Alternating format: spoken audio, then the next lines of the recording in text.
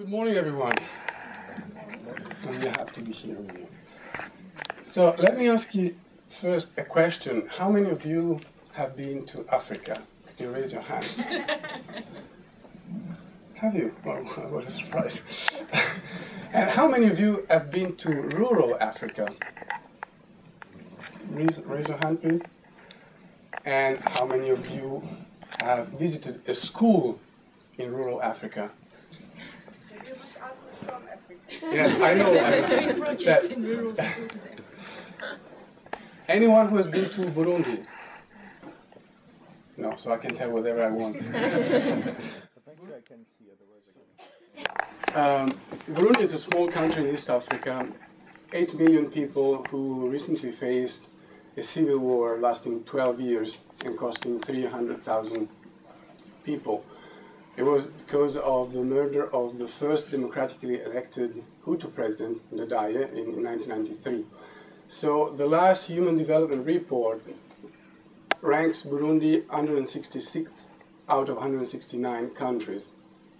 Not a glowing position, you may say, but don't forget we have 34 countries that are not in the Human Development Report in the first place, and those are often in much worse conditions. I was working in Burundi for 5 years, setting up computer labs in high schools.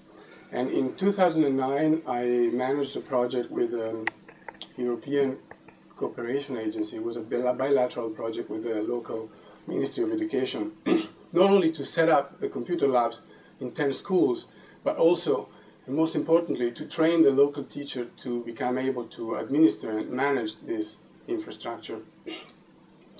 So right before starting the project, I decided to enroll for a PhD at Royal Holloway, University of London, where there's an interdisciplinary research center on ICT for development.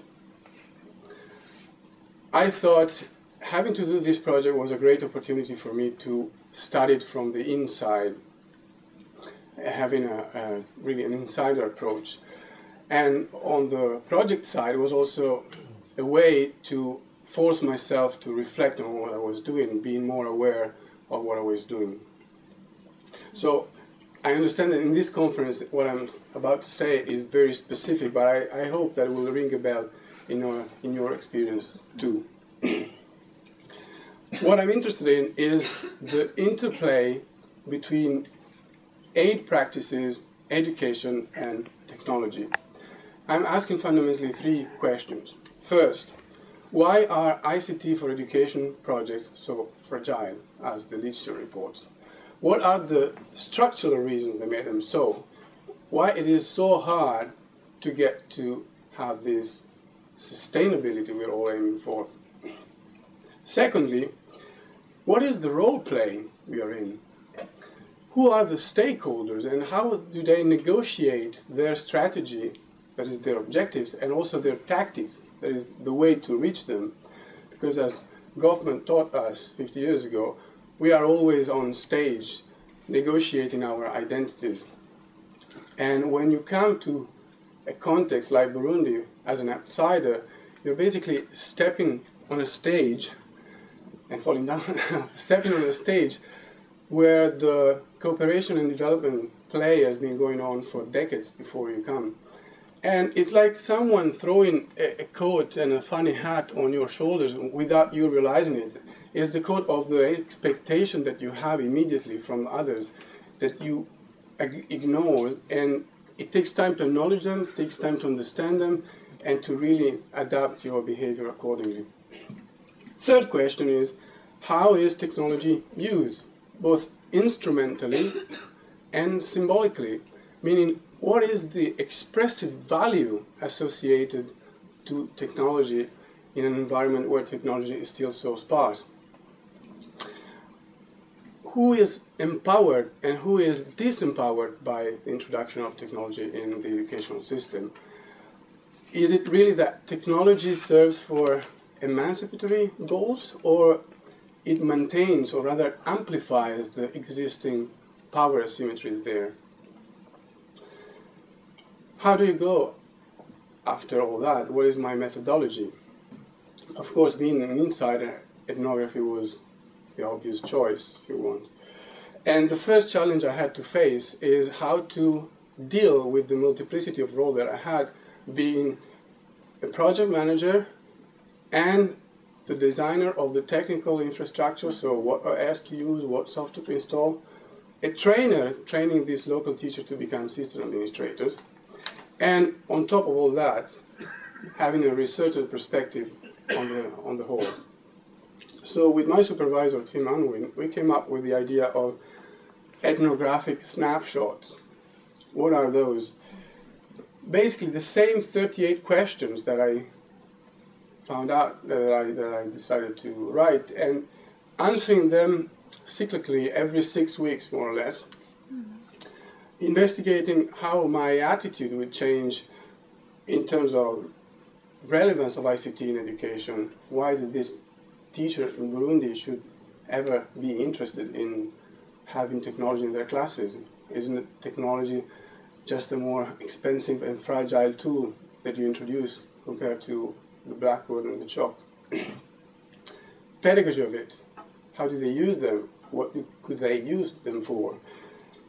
Self-positioning and self-monitoring. And then a reflection on how I was generating data for the thesis, how well or how bad. Then I used interviews and field notes, but I want to draw your attention on another method that I think is more interesting in this conference, which is NetMap. It is quite an innovative technique to capture the context and the relationship among actors in that. Before diving into it, let's have a little reflection on ICT for education in technologically poor country. It is a fundamentally intercultural endeavor, since technology normally comes from outside. It is also transdisciplinary because you have teachers, you have techies, you have administrative staff, you have expats. And it is, of course, socio-technical. We know that technology has this potential to change the social practices in the environment. So we have, it's intercultural, transdisciplinary, socio-technical. I think we could even say that the E in ICT for E stands for equilibrism, since we are always trying to walk on a tightrope, dwelling on boundaries between different cultural territories. And of course, our success depends a lot on how effective we are in getting the message across these different cultural territories, focusing on our different audiences and how do we adapt our communication to them. So that's why I think having a map can be a useful tool, because a map offers several advantages. First of all, it's a simplified version of reality. It gets rid of what's not necessary, what's not relevant to what we're doing. It's also quite versatile because you can use a map to orientate yourself qualitatively, so to speak, or to measure distances quantitatively. It's a common reference so that you have people coordinating their action through the use of a common map towards a common goal, and that's it. That is also empowering. But more importantly, a map makes the invisible visible. We cannot see humidity, so what we can do that having a map for it.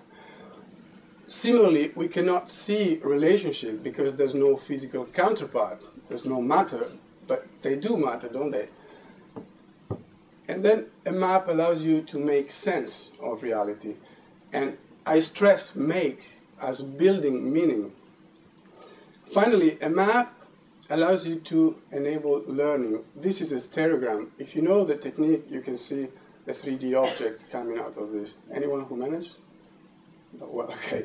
There is a 3D object there. The map makes visible dimensions that were not there before. So your behavior would change accordingly since you have an augmented perception, so to speak. So NetMap tries to do all that by first identifying the actors in your initiative, in your project. Once they've been identified, you draw the lines connecting them in terms of line of command, flow of money, and training. So who is training whom? Once you've done that, you ask your stakeholders to assess what's the influence of each actor towards the reach of the goal. And you represent this by putting some discs under the little wooden figurines. We'll see some picture in a minute. Once you've done that, you ask your stakeholders to reflect and find out what is the agenda of each of these actors. And of course, as a facilitator, you try to go beyond the declared agenda and inquire about the hidden agenda, because as Tversky and Kahneman tell us in the prospect theory, people are generally more worried of losing what they have than eager to strive to gain new advantages. So this is how it looks like. Third phase, you see the little wooden figurines there, then they draw the lines, the relationship, everything is collaborative, then the discs to represent influence, and this is the final product. You can do this in groups or one-to-one. Here I had 3 groups that in the end discussed the 3 maps, and I'm sure that this conversation was extremely enriching and let everyone tune their own perception. And then as a researcher you can even put the map on the computer and manipulate them, highlighting some links, hiding them, so that you can work out what the recurring patterns are.